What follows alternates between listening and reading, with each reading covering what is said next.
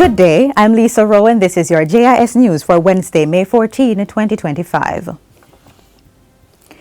30 new pickup trucks have been added to the National Water Commission NWC fleet as a part of modernization efforts to support efficient and responsive field operations. The vehicles, valued at $230 million, were handed over during a ceremony on Tuesday. Prime Minister Dr. Andrew Holness says this is an important milestone for the NWC. You have about 249 vehicles that are in fairly good order, almost brand new. This will increase the percentage of your fleet.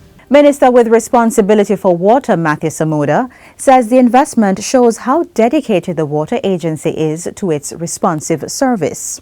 We are investing the dividends from sound economic management, from sound utility management, to ensure that the Water Commission delivers against its promise to you, to ensure that your government delivers against its promise to ensure that by 2030, all citizens have potable water and sanitation. Minister Samuda adds that approximately 8 water trucks are in procurement, and the NWC is in the process of procuring 2 vacuum ejector trucks to serve the downtown and the Spanish Town areas. All National Insurance Scheme pensioners are to receive an increase in their benefits following a 17% uptick in the National Insurance Fund, NIS. Minister of Labour and Social Security Colonel Charles Jr. says as at March 2025, the fund stood at $227 billion, a huge leap from $194 billion at March 2024.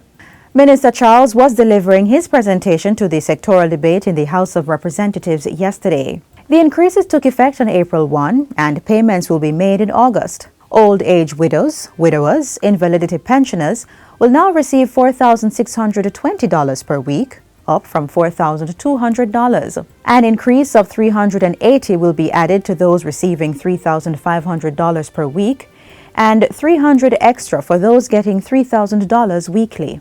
And the old age widowers and invalidity grant will increase from $60,000 to $65,000. The special child and orphan pension will increase from $6,000 to $6,600 per week.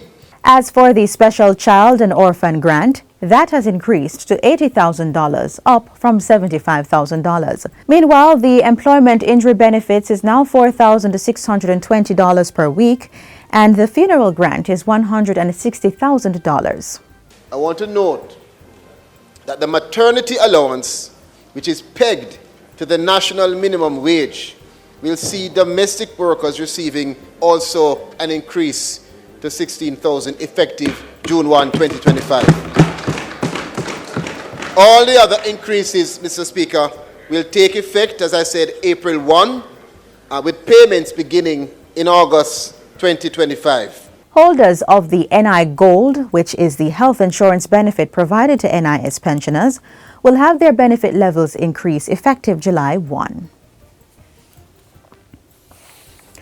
The National Insurance Fund, NIF, will be undergoing a series of high-priority interventions to maintain its efficiency and standard of performance. Among them is the continued revision and implementation of investment policies aimed at minimizing risk exposure. There will also be a strategic review and realignment of the fund's real estate assets to improve overall portfolio performance. The Labour and the Social Security Minister adds that key properties will be developed and maintained to align with market demand, compliance standards and operational efficiency. We will continue reforms to not only optimize financial performance of the fund, but also to monitor its long-term financial sustainability. According to Minister Charles Jr., several parish offices will be renovated in this financial year. These include Harbour Street, Knutsford Boulevard, Ripon Road, and the Trelawney and St. Mary Parish offices. Architectural design for the Clarendon Parish office has started and will be advanced in this financial year. A group of 4 strawberry greenhouse farmers has secured $43 million in financing from the Development Bank of Jamaica, DBJ, to expand and upgrade their farming operations. The scope of work includes construction and rehabilitation of 2 greenhouses, outfitting them with advanced evaporative cooling systems powered by solar energy units. Agriculture Minister Floyd Green has praised the DBJ for its support and also the farmers for applying sustainable methods that are yielding year-round strawberry production. He was speaking at the recent Strawberry Cluster Open Day in Mandeville. Ultimately, we have to boost productivity. Ultimately, we have to drive sustainability. We want our farmers to move from only being able to produce 4 to 5 months out of the year to 8 to 9 to right around the year. Those are the systems that we know we can craft here in Jamaica so that our farmers get better returns on investment. And that's why we will continue to invest in research. The funding also assisted recovery efforts for one of the farmers whose greenhouse was severely damaged during last year's hurricane season.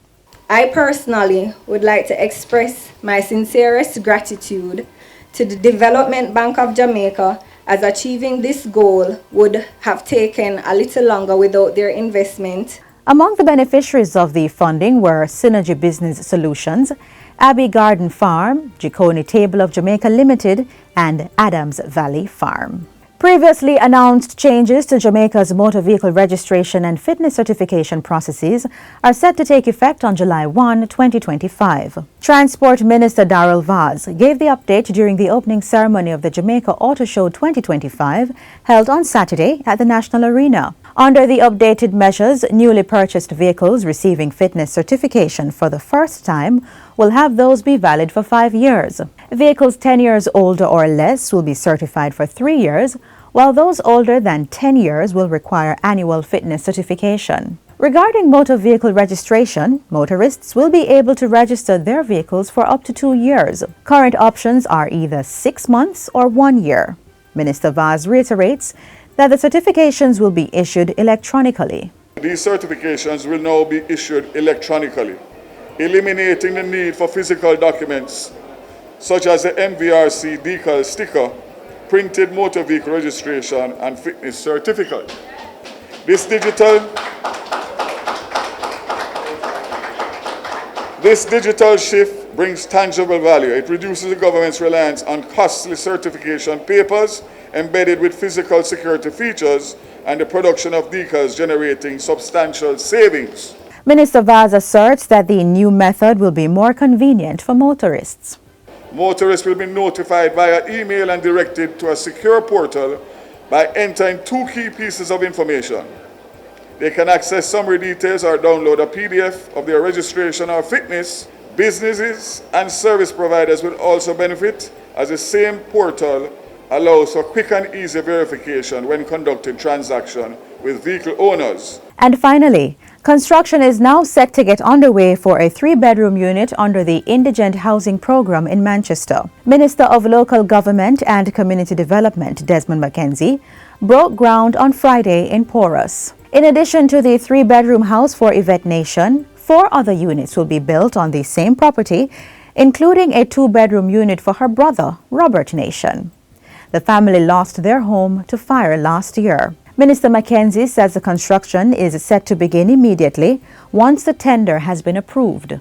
Construction will begin in the first week of June, and we are expecting the construction to last over 2 months. So when I come back, I'm going to come back to hand over the 3-bedroom.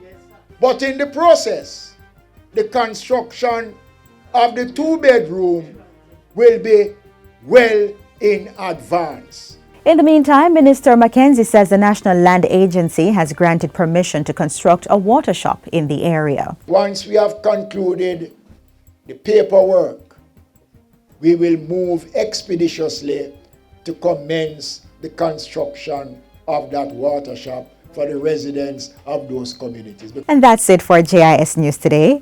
I'm Lisa Rowe. Thanks for watching.